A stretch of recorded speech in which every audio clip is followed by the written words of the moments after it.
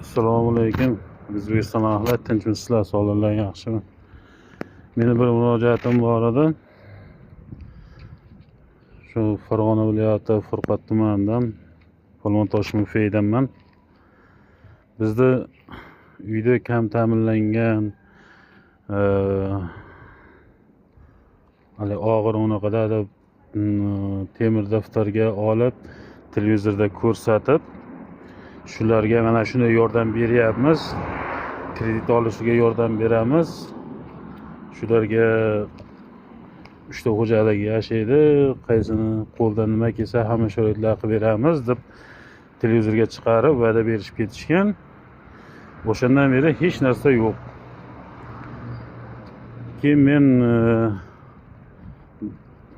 mufeyga shu mahalla boshiga chiqib, bizni shunday qilib sharmanda qildilaring, endi bir yordam, bir narsa berasizlarmi desam,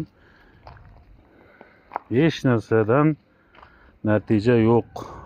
Bo'lmasa nimaga bizni televideniyega chiqardilaring?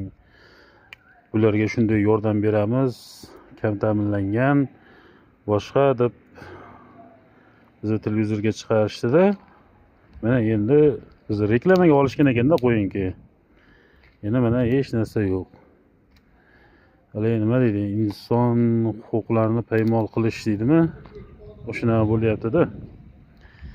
O'shanga kimga murojaat qilsak bo'ladi va qayerga? Bizni o'zlaricha bizni videoga olib, mana kam ta'minlangan, bularga onda yordam beryapmiz, onda yordam beryapmiz deb televizorga olib chiqarib, reklama yasab, o'zlari indamay yurishaveradimi bular?